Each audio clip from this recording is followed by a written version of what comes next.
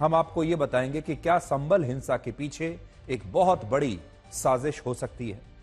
24 नवंबर को संभल के जिस इलाके में दंगे हुए थे, उस इलाके से पुलिस को पाकिस्तान की ऑर्डिनेंस फैक्ट्री में बना एक कारतूस बरामद हुआ है जो 9 mm का है। ऐसा दावा किया गया है कि यह वही कारतूस है जिसका इस्तेमाल संभल में हिंसा के दौरान हुआ था और इस हिंसा में गोली लगने से 4 लोगों की मौत भी हुई थी और मुस्लिम पक्ष ने इन मौतों के लिए उस समय उत्तर प्रदेश पुलिस को जिम्मेदार बताया था। लेकिन अब फॉरेंसिक टीम को घटनास्थल से पाकिस्तान में बना यह कारतूस बरामद हुआ है और उसे ऐसे कारतूस भी मिले हैं जो अमेरिका में बने हो सकते हैं। अगर अंतिम जांच में भी यही बात साबित होती है तो इससे यह सवाल खड़ा होगा कि पाकिस्तान में बना कारतूस उत्तर प्रदेश के संभल कैसे पहुंचा, संभल में यह कारतूस कैसे आया। यह सवाल इसलिए भी बहुत महत्वपूर्ण है क्योंकि भारत में अमेरिका में बने कारतूस तो इस्तेमाल होते हैं, लेकिन भारत कभी भी पाकिस्तान से कारतूस नहीं खरीदता। यह बिल्कुल सच बात है।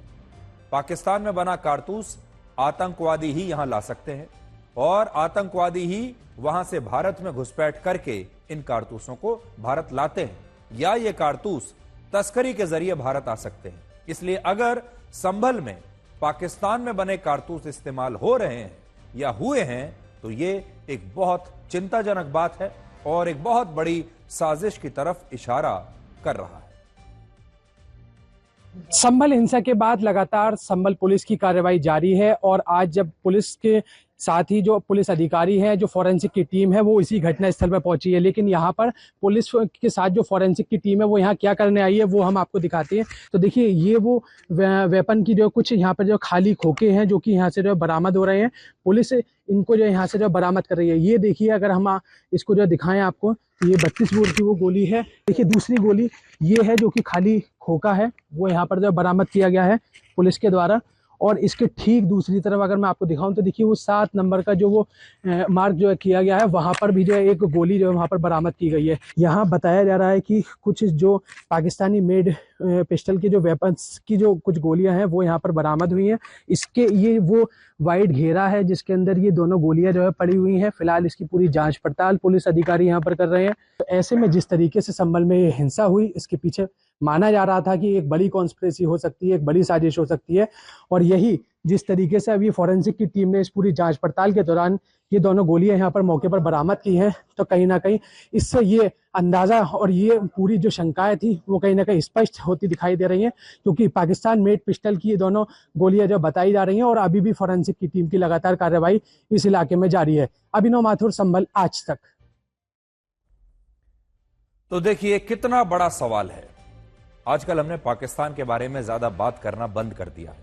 हमें लगता है कि पाकिस्तान अपने ही संघर्ष में व्यस्त है, लेकिन पाकिस्तान भारत में अब भी सक्रिय है और भारत में कुछ शहर ऐसे हैं, कुछ क्षेत्र ऐसे हैं जहां आज भी पाकिस्तान से उनका रिश्ता बना हुआ है। विपक्षी नेताओं का कहना है कि संभल की हिंसा मुसलमानों को निशाना बनाने के लिए हुई थी। विपक्ष के नेता राहुल गांधी कल संभल जाने की तैयारी कर रहे हैं। उन्होंने कहा है कि मैं कल संभल जाऊंगा।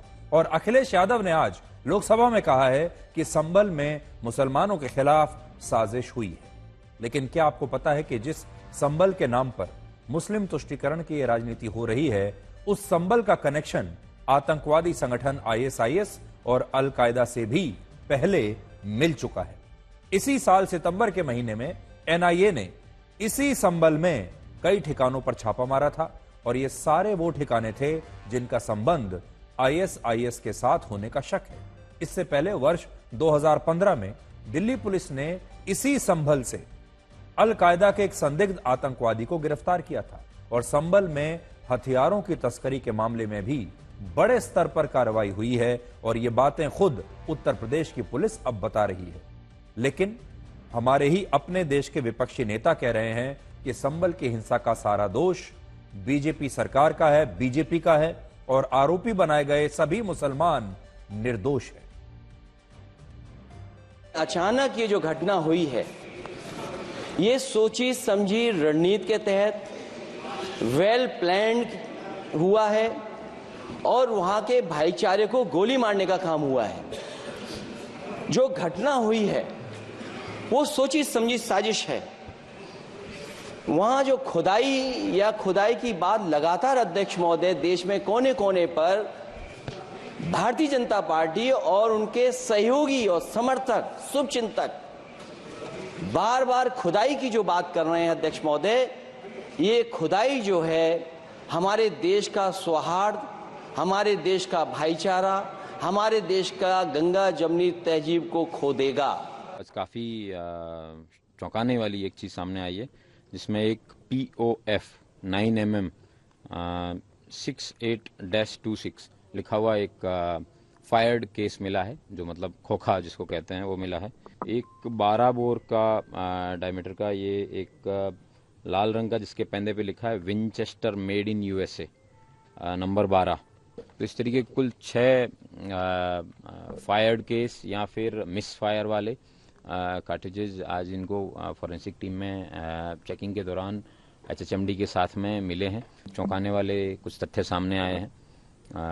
जो POF पाकिस्तान ऑर्डिनेंस फैक्ट्री के जो असले हैं वो बिल्कुल दर्शाता है कि ये बहुत ही सीरियस मैटर है और इसको उतनी ही सीरियसनेस के साथ में इन्वेस्टिगेशन है वो पुलिस द्वारा किया जा रहा है।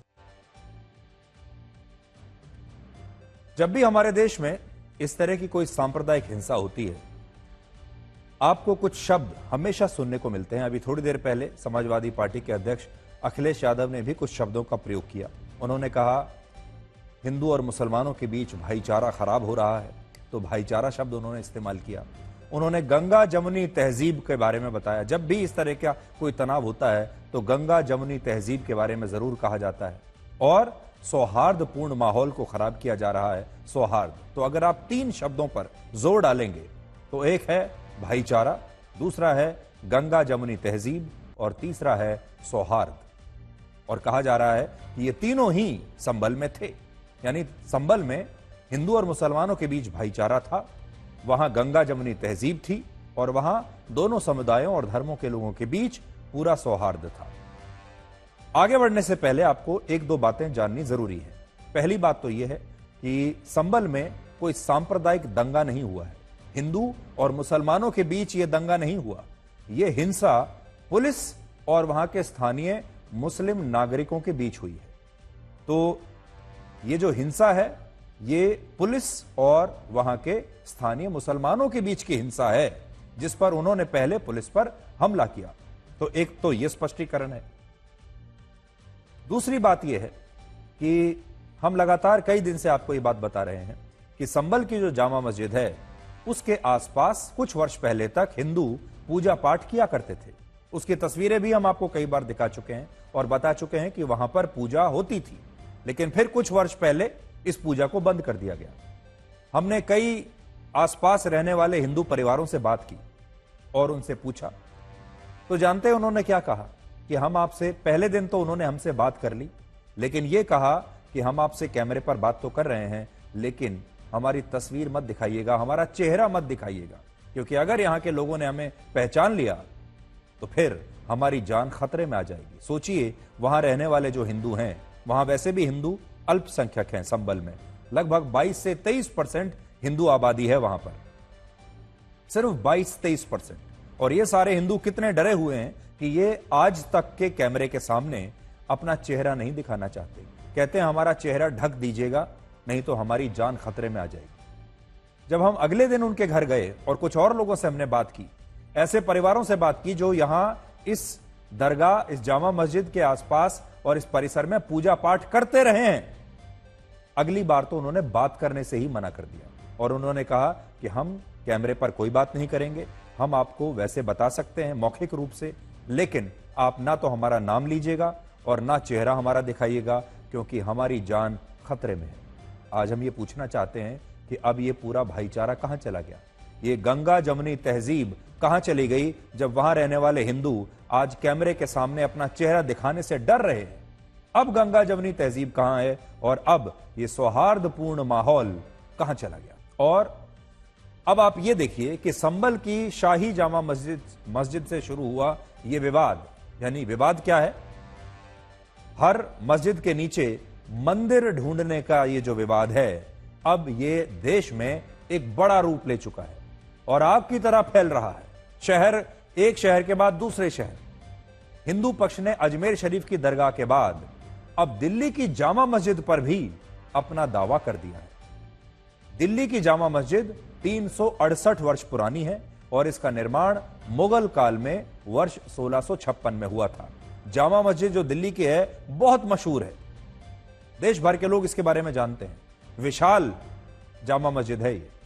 हिंदू संगठनों ने एएसआई को एक चिट्ठी लिखी है जिसमें यह बताया है कि दिल्ली की जामा मस्जिद के निर्माण में उन हिंदू मंदिरों और देवी देवताओं की प्रतिमा के मलबे का इस्तेमाल हुआ जिन्हें मुस्लिम आक्रमणकारियों ने राजस्थान के जोधपुर में नष्ट किया था, और इनमें भी खान जहां बहादुर की भूमिका सबसे महत्वपूर्ण थी, जो मुगल शासक औरंगजेब का सबसे वरिष्ठ सेनापति हुआ करता था। ऐसा दावा किया गया कि यह सेनापति जब जोधपुर में तोड़े गए मंदिरों और हिंदू देवी देवताओं की प्रतिमाओं का मलबा औरंगजेब के दरबार में लेकर आया तो इससे जहांपना औरंगजेब इतने खुश हुए कि उसने इस मलबे को दिल्ली की शाही जामा मस्जिद की सीढ़ियों में इस्तेमाल करने का फरमान जारी किया।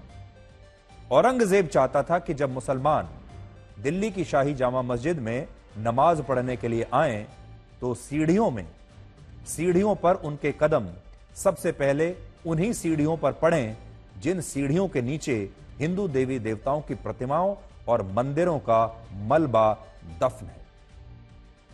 और यह बात मैं नहीं कह रहा हूं, इतिहास में कुछ ऐसी चीजें हैं जो ये बात कहती हैं। इस बात का जिक्र मुगल काल में लिखी गई एक पुस्तक में किया गया है और उस पुस्तक का नाम है मासिरे आलमगीरी। पुस्तक का नाम फिर से आप नोट कर लीजिए, अगर आप चाहेंगे आप इसके बारे में पता कर सकते हैं। इस पुस्तक के बारे में अगर कहीं मिल जाए तो इसे खरीद भी सकते हैं और नहीं तो आप इंटरनेट पर भी सर्च कर सकते हैं। पुस्तक का नाम है मासिरे आलमगीरी। जो लोग कल हमें चुनौती देने वाले हैं उन्हें अभी से बता देते हैं कि हमारा सोर्स क्या है। आज मैं इस पुस्तक के कुछ अंश अपने साथ लेकर आया हूं और यह पुस्तक औरंगजेब की मृत्यु के बाद वर्ष 1707 से 1710 के बीच लिखी गई है, यानी यह पुस्तक 314 वर्ष पुरानी है। 314 वर्ष पुरानी पुस्तक है। उस समय ना बीजेपी थी, ना कांग्रेस थी, ना हमारे देश के आज के विपक्षी दल थे, कोई नहीं था, ना आरएसएस था। और इसे लिखा किसने है? इसे साकी मुस्तैद खान ने लिखा है, जो मुगल काल में एक दीवान हुआ करते थे और इस्लाम धर्म को मानते थे। तो जो साकी मुस्ताद खान है, इसे लिखने वाले खुद एक सच्चे मुसलमान थे और मुगल काल में मुगलों के लिए काम करते थे, उनके प्रशासन में काम करते थे और उनके यहां दीवान थे। इस पुस्तक के पेज नंबर 108 पर क्या लिखा है मैं आपको पढ़कर बताता हूं और उसका एक अंश देखिए मेरे हाथ में है, मैं लेकर आया हूं। ये देखिए, ये वो पुस्तक है, उसका एक अंश। और अब देखिए पेज नंबर 108 मैंने खोला और इसमें लिखा है, ध्यान से सुनिएगा। रविवार 25 मई को खान जहां बहादुर, ये खान जहां बहादुर औरंगजेब का सबसे वरिष्ठ सेनापति है। फिर से आप देखिए, रविवार 25 मई को खान जहां बहादुर जोधपुर में कुछ मंदिरों को तोड़कर आए। वो अपने साथ कुछ अराबों में मंदिरों की हिंदू देवी देवताओं की मूर्तियां भी लाए, जिन्हें उन्होंने औरंगजेब के सामने पेश किया।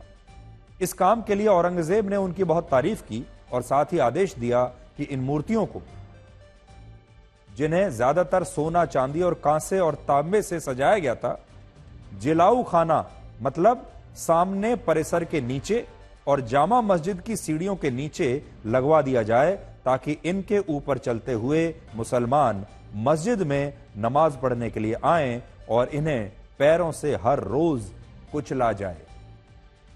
यह इस किताब में लिखा हुआ है।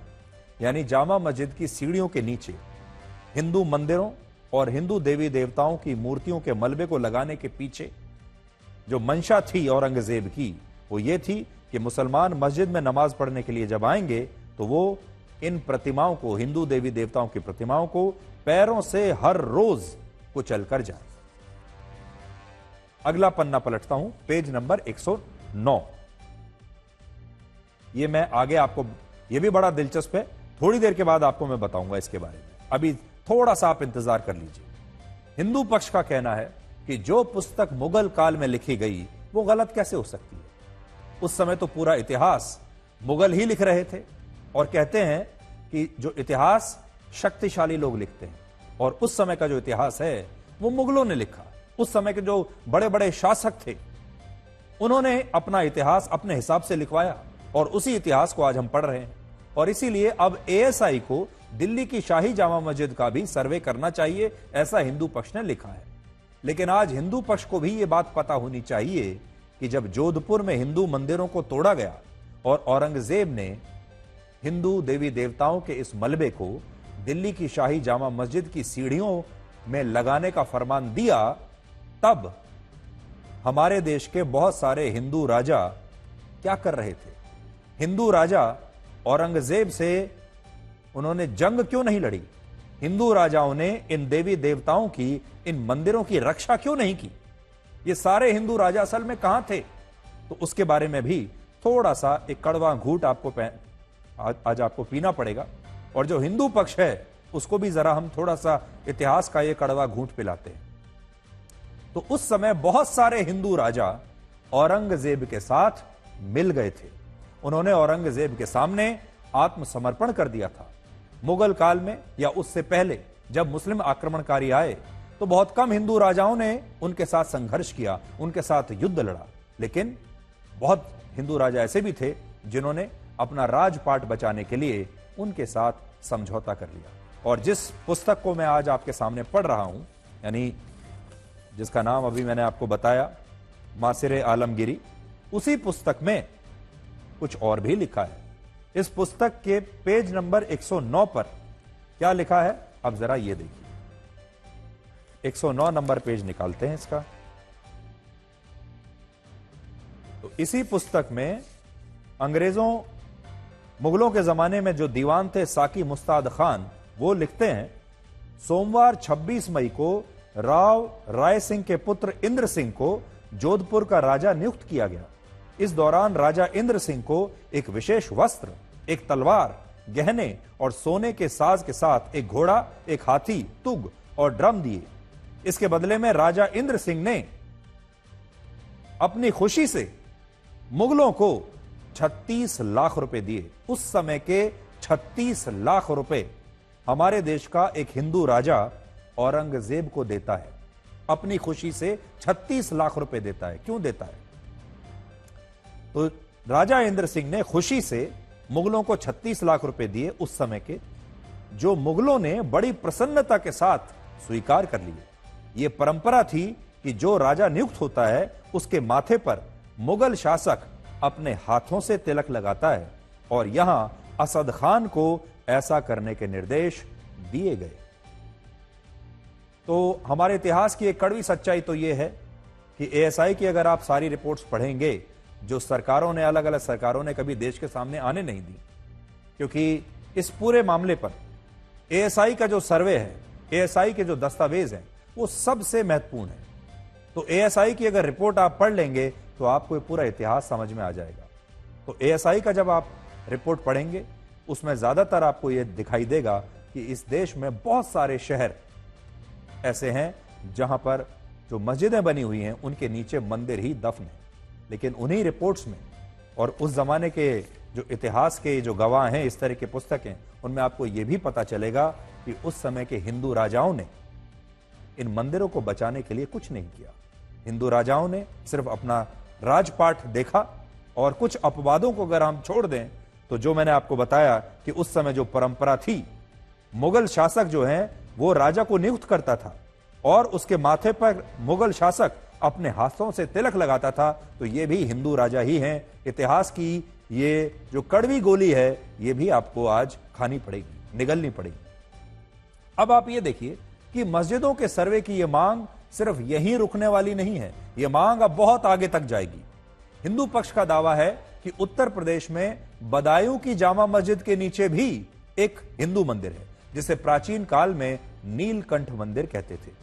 इस मामले की सुनवाई के लिए निचली अदालत ने एक फास्ट ट्रैक कोर्ट बना दी है, जिसे यह फैसला करना होगा कि इस मामले में बदायूं की जामा मस्जिद का सर्वे होना चाहिए या नहीं, और क्या यह मामला सुनवाई के योग्य है भी या नहीं।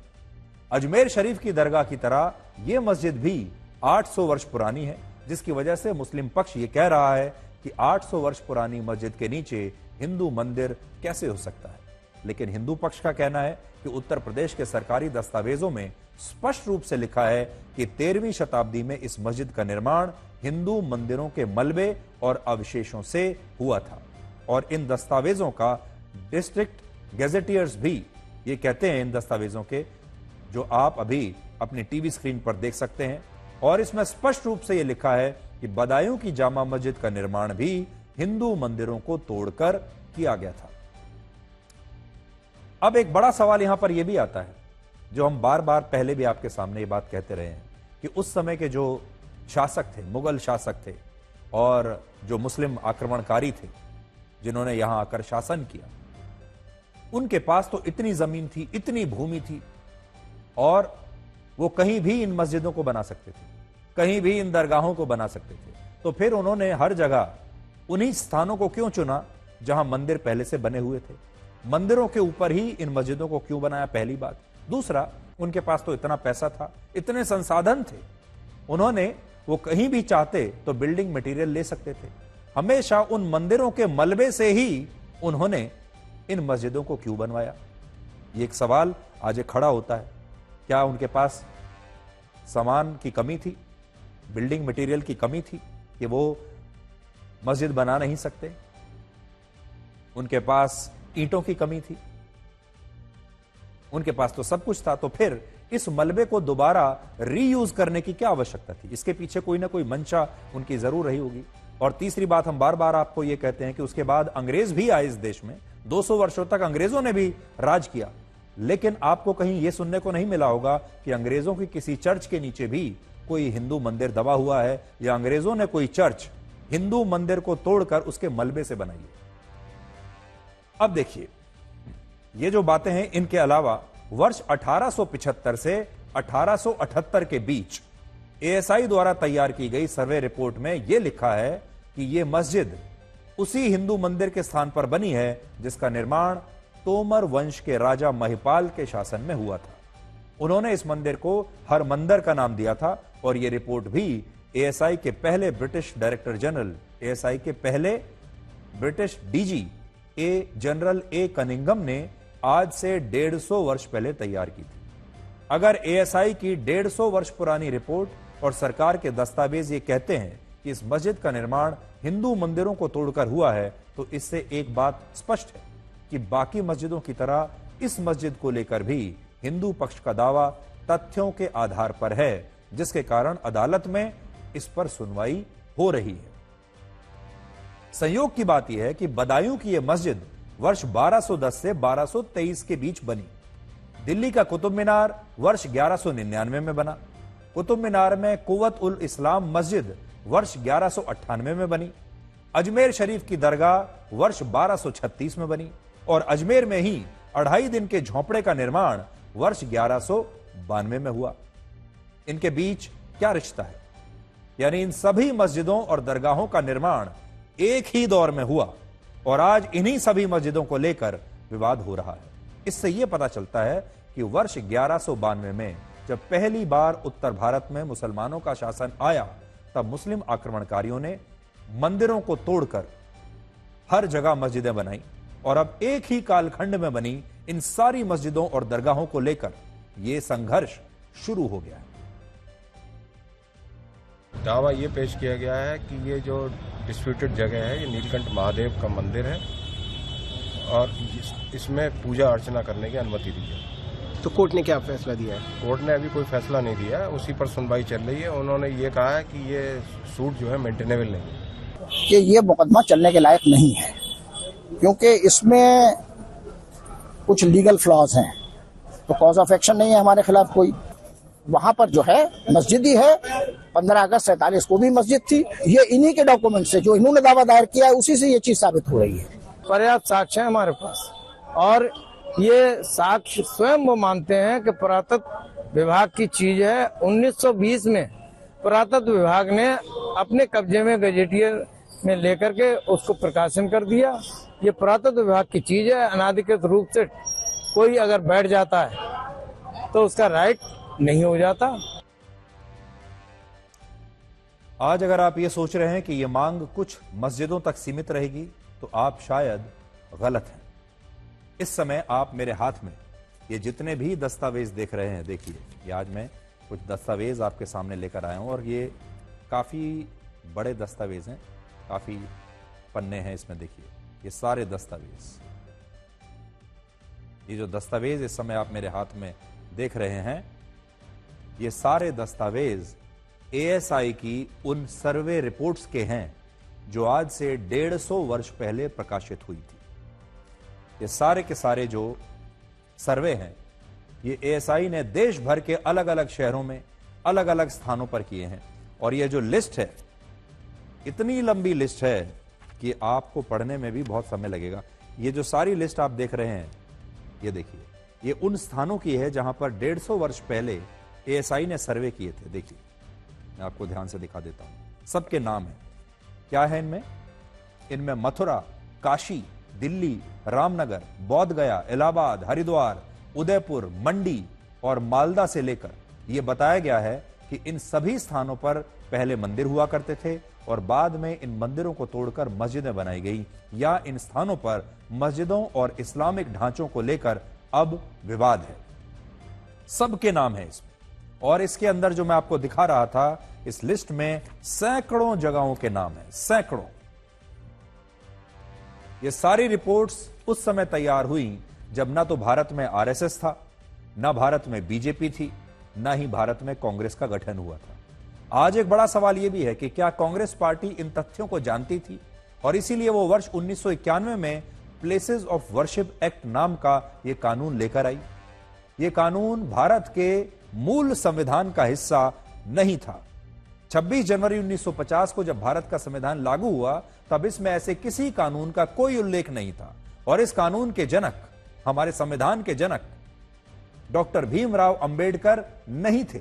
ये जो कानून जिसके बारे में बार बार हम बात करते हैं, प्लेसेस ऑफ वर्शिप एक्ट, ये कानून डॉक्टर बी.आर. अंबेडकर के संविधान में था ही नहीं। इस कानून के जनक हैं पी.वी. नरसिम्हा राव।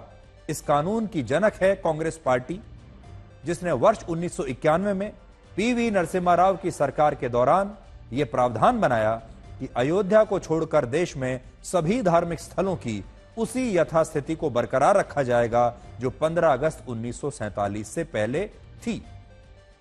भारत को इस कानून की कभी कोई आवश्यकता नहीं थी, क्योंकि भारत एक लोकतांत्रिक देश है, धर्मनिरपेक्ष देश है। यहां सभी विवादों का निपटारा संवैधानिक तरीके से अदालतों में होता है। अगर कोई विवाद है तो उसे अदालतों में जाने दीजिए और अदालत को फैसला लेने दीजिए। और अब अदालत संविधान से चलती है, तो अचानक से उस समय संविधान खतरे में कैसे आ गया? लेकिन कांग्रेस ने ऐसे मामलों में अदालत जाने के विकल्प को ही इस कानून के जरिए समाप्त कर दिया। यह कानून लागू होने के बाद अब आप अदालत जा ही नहीं सकते, क्योंकि कानून बन चुका है। और ऐसा शायद इसलिए हुआ होगा क्योंकि एएसआई की 150 वर्ष पुरानी इन सर्वे रिपोर्ट से वाकिफ कांग्रेस थी और उसे पता था कि भविष्य में अयोध्या जैसे न जाने कितने विवाद दूसरे शहरों और राज्यों में भी हो सकते हैं, और इसीलिए उसने इस कानून को मुस्लिम तुष्टीकरण की तरह इस्तेमाल किया ताकि वो मुस्लिम वोट बैंक को अपने साथ रख सके। तो आज बड़ा सवाल यह है कि इस तरह के जो कानून लाए जाते हैं, क्या वो देश की भलाई के लिए लाए जाते हैं, लोकतंत्र को मजबूत करने के लिए लाए जाते हैं, या चुनाव जीतने के लिए, अपना वोट बैंक बनाने के लिए लाए जाते हैं? वर्ष 1991 के लोकसभा चुनावों में, याद कर लीजिए, 1991 के लोकसभा चुनाव में कांग्रेस ने अपने घोषणा पत्र में यह वादा किया था कि वो धार्मिक स्थलों की यथास्थिति को बनाए रखने के लिए एक कानून लाएगी, और जब उसे इस मुद्दे पर मुस्लिम समुदाय के जबरदस्त वोट मिले तो सरकार बनने के बाद उसने अपने वादे को निभाया और वर्ष 1991 में प्लेसेस ऑफ वर्शिप एक्ट के नाम से यह कानून उन्होंने बना दिया।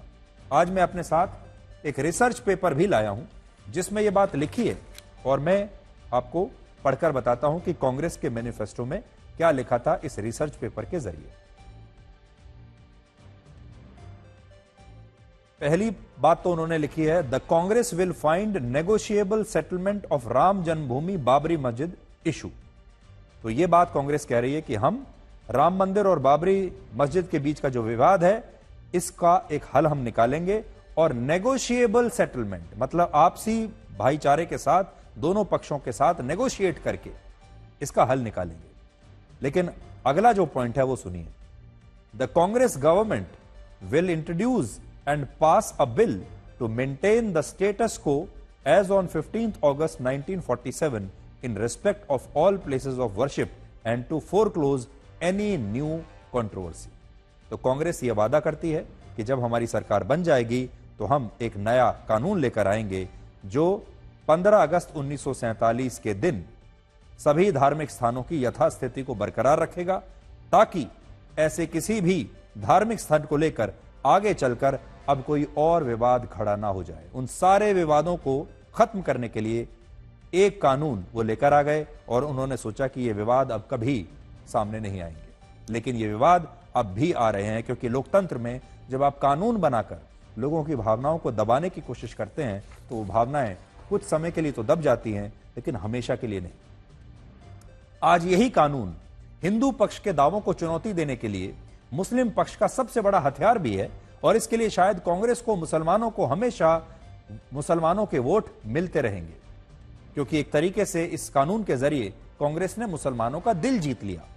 क्या आपने कभी सोचा है कि हमारे देश में जितनी राजनीति मुस्लिम वोटों के लिए होती है उतनी राजनीति दूसरे धर्म और जातियों के वोटों के लिए क्यों नहीं होती?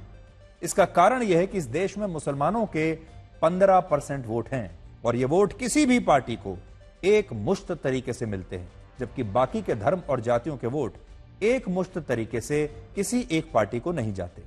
ये मुस्लिम वोटों की एकजुटता है, ये हमारे देश में मुसलमानों की एकता है कि हमारे देश की पार्टियां मुस्लिम तुष्टीकरण के नए नए तरीके हर चुनाव से पहले ढूंढते हैं, जिनमें वक्फ बोर्ड का कानून और वर्ष 1991 का ये प्लेसेस ऑफ वर्शिप एक्ट भी एक बड़ा उदाहरण है।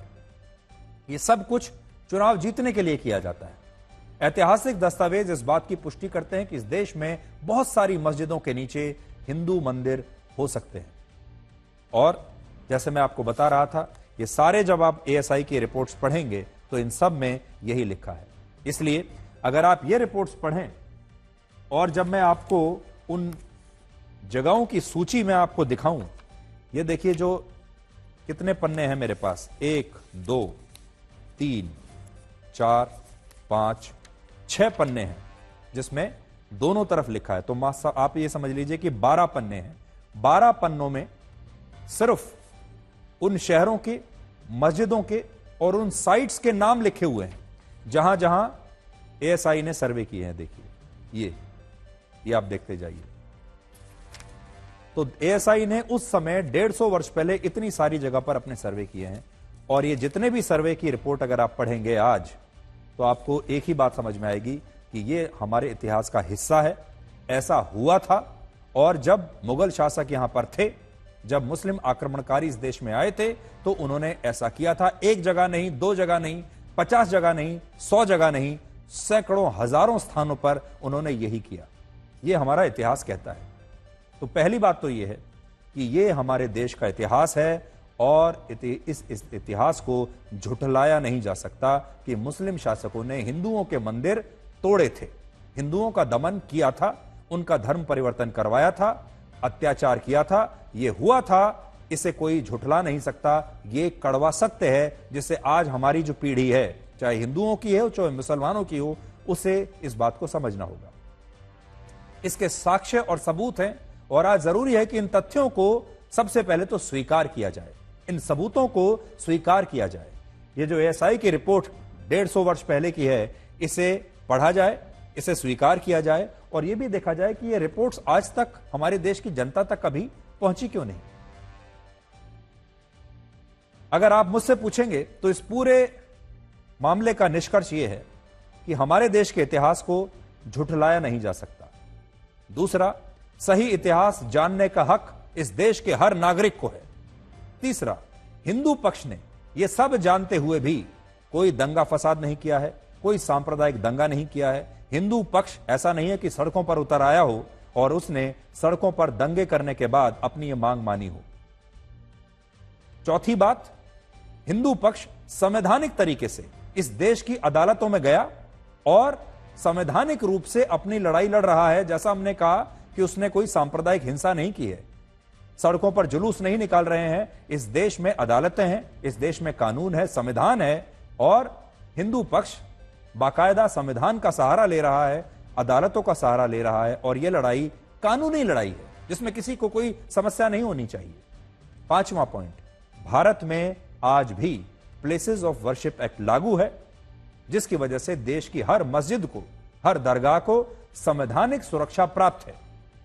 इसलिए इस देश के किसी भी मुस्लिम नागरिक को जरा भी असुरक्षित महसूस करने की कोई आवश्यकता नहीं है, क्योंकि यह कानून हमारे देश के हर मस्जिद को और हर दरगाह को पूरी प्रोटेक्शन देता है कि उसका स्वरूप बदला नहीं जाएगा। जब यह कानून ही है हमारे देश में, और हमारे देश की अदालतें भी इस कानून से ही चलेंगी, इसलिए घबराने की कोई आवश्यकता है ही नहीं। और आखिरी पॉइंट यह है कि सही इतिहास जानने के बाद आप क्या करेंगे? क्या कुतुब मीनार को तोड़ दिया जाएगा? क्या दिल्ली की जामा मस्जिद को तोड़कर उसमें हिंदू मंदिर बना दिया जाएगा? और जब आप बनाएंगे तो कहां कहां बनाएंगे? जैसा हमने आपको बताया, ये तो हजारों स्थल ऐसे हैं, तो क्या हर जगह मस्जिद तोड़कर हिंदू मंदिर बनने लगेंगे? फिर तो ये देश, जैसा कहते हैं कि जल उठेगा, सांप्रदायिक तनाव पैदा हो जाएगा। यह मंशा नहीं होनी चाहिए। तो क्या करना होगा हमें? सही इतिहास जानने के बाद हिंदू और मुसलमानों की नई पीढ़ी के लिए यह एक अग्नि परीक्षा होगी, नई अग्नि परीक्षा, जो अब बाबरी मस्जिद और राम मंदिर के आगे की परीक्षा है। और अब उन्हें भाईचारे का एक नया इतिहास दोनों को मिलकर लिखना चाहिए। तो आज हम यही कहना चाहेंगे कि बाबरी मस्जिद और राम मंदिर को लेकर बहुत संघर्ष चला। उससे पहले जब हम इतिहास को देखते हैं, तब भी हिंदू और मुसलमानों के बीच बहुत संघर्ष चला। ये अलग अलग कालखंड हैं। अब ये नया कालखंड शुरू हो रहा है, 2024 से आगे वाला। क्या इस नए कालखंड में हिंदू और मुसलमानों की पीढ़ियां, नई पीढ़ियां, क्या एक नया इतिहास लिख सकती हैं? और उस नए इतिहास में मंदिर और मस्जिद दोनों को एग्जिस्ट करेंगे, दोनों रहेंगे एक साथ। मंदिर के सामने मस्जिद रह सकता है, मस्जिद के सामने मंदिर बन सकता है, और ये एक नया इतिहास ये पीढ़ी लिख सकती है। उसके सामने बहुत बड़ा मौका है, बहुत बड़ी अपॉर्चुनिटी है, और ये एक बहुत बड़ी चुनौती भी है। अब आप सोचिए, अगर ऐसा हो गया, अगर इस देश में हिंदू और मुसलमान एक साथ मिल गए, तो भारत देश कितना मजबूत बन जाएगा। अब हम आपको एक तस्वीर दिखाना चाहते हैं जो बांग्लादेश के एक हिंदू वकील की है, और उस वकील का नाम है रमन रॉय। बांग्लादेश के कट्टरपंथियों ने इस वकील के घर पर जाकर तोड़फोड़ की, इस वकील को जान से मारने की कोशिश की, और इस वकील का यह हाल कर दिया कि वो इस समय अस्पताल में जिंदा रहने के लिए संघर्ष कर रहा है। ये वकील है। इस वकील का अपराध सिर्फ यह था कि वो बांग्लादेश की अदालत में चिन्मय कृष्णदास की तरफ से उनका मुकदमा लड़ने का समर्थन कर रहा था।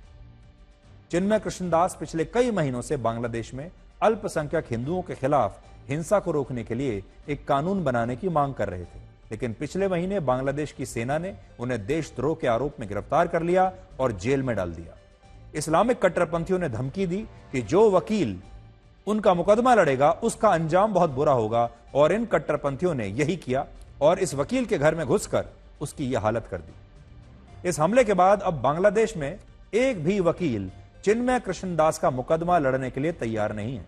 आज अदालत में उनकी जमानत याचिका पर सुनवाई होनी थी, लेकिन उनकी तरफ से अदालत में एक भी वकील पेश ही नहीं हुआ, और इसके कारण अदालत ने इस मामले की सुनवाई अब 2 जनवरी तक के लिए टाल दी है। यानी अब 2 जनवरी तक उन्हें जेल में रहना पड़ेगा।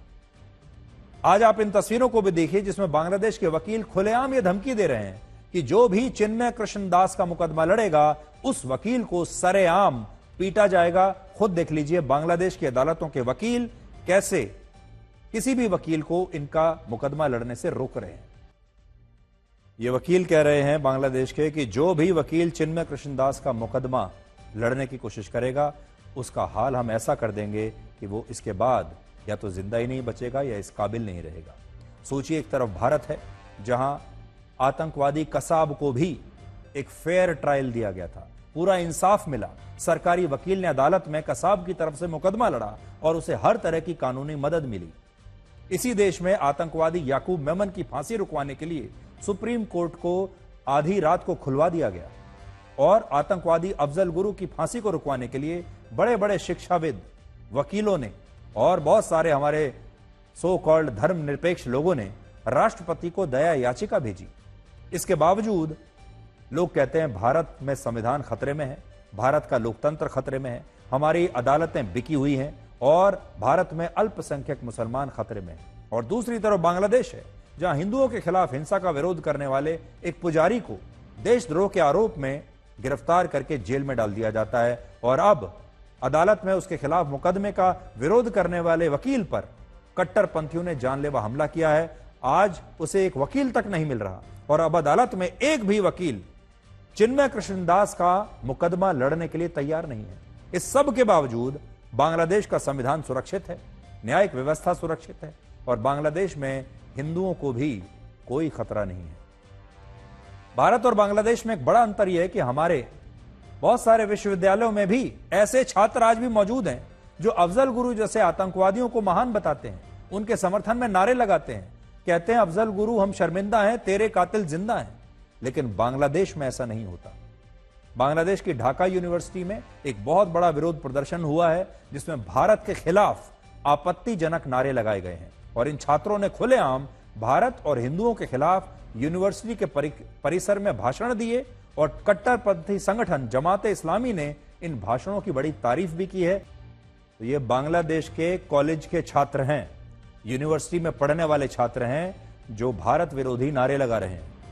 बांग्लादेश में हिंदुओं के साथ जो कुछ भी हो रहा है वो बहुत चिंताजनक है और डरावना है। इस्कॉन ने कई शहरों में अपने मंदिरों के बाहर होने वाले कार्यक्रमों को वहां बंद कर दिया है और दावा है कि इस्कॉन के अनुयायियों ने भगवा कपड़े पहनकर मंदिर से बाहर जाना बंद कर दिया है क्योंकि वो डर गए हैं। बांग्लादेश में भारत के सभी टीवी चैनल्स पर प्रतिबंध लगाने के लिए अदालत में एक नई याचिका दायर हुई है और अगर यह प्रतिबंध लग गया तो बांग्लादेश में लोगों को वही दिखाया जाएगा टीवी पर जो वहां की सरकार चाहती है। और बांग्लादेश में कई जगहों पर कट्टरपंथी पैदल मार्च निकालकर हिंदुओं को खुलेआम अंजाम भुगतने की धमकियां दे रहे हैं। बांग्लादेश की पूर्व प्रधानमंत्री शेख हसीना, जिन्होंने आजकल भारत में शरण ली हुई है, उन्होंने एक नए बयान देकर इस तनाव को और बढ़ा दिया है। शेख हसीना ने अपने पार्टी के एक वर्चुअल कार्यक्रम में कहा कि मोहम्मद यूनुस बांग्लादेश में हिंदुओं के नरसंहार के असली मास्टरमाइंड हैं। अब तक हमारी सबसे बड़ी शिकायत यही थी कि दुनिया में ऑल आइज ऑन रफा की तरह ऑल आइज ऑन ढाका की बात कोई नहीं कर रहा और इस नरसंहार पर पूरी दुनिया में सन्नाटा छाया हुआ है। लेकिन अब ऐसा लगता है कि दुनिया की नींद टूट रही है और अब हिंदुओं के खिलाफ हिंसा का विरोध जताने के लिए कई विदेशी नेता अपनी आवाज उठा रहे हैं। ब्रिटेन की हाउस ऑफ कॉमन्स में कई सांसदों ने बांग्लादेश में अल्पसंख्यक हिंदुओं पर हो रहे हमलों को चिंताजनक बताया है और ब्रिटेन की पूर्व गृह सचिव प्रीति पटेल ने इस मामले में बांग्लादेश की अंतरिम सरकार के खिलाफ कार्रवाई करने की मांग की है। यानी कि ब्रिटेन की संसद में अब वहां के सांसद हिंदुओं के लिए आवाज उठा रहे हैं। तो एक बहुत बड़ा बदलाव है कि ब्रिटेन की संसद में हिंदुओं के लिए आवाज उठ रही है। अमेरिका के नवनिर्वाचित राष्ट्रपति डोनाल्ड ट्रंप और अमेरिका की नई इंटेलिजेंस चीफ तुलसी गबार्ड के बाद अब दुनिया के दूसरे नेताओं ने भी बांग्लादेश में हिंदुओं की स्थिति पर चिंता जताई है और यह एक बड़ा बदलाव है। अब तक दुनिया में अल्पसंख्यक मुसलमानों के मानव अधिकारों पर ही हमेशा चर्चा होती थी, लेकिन यह पहली बार है जब दुनिया बांग्लादेश के अल्पसंख्यक हिंदुओं को सुरक्षा देने की मांग कर रही है। और अब भारत के भी कई शहरों में विरोध प्रदर्शन हो रहे हैं और लोगों ने बांग्लादेश के हिंदुओं के लिए इंसाफ मांगना शुरू कर दिया है। और किसी को यह मत महसूस होने दीजिए कि आप टूटे हुए हैं, क्योंकि लोग टूटे हुए मकान की ईंट तक उठाकर ले जाते हैं।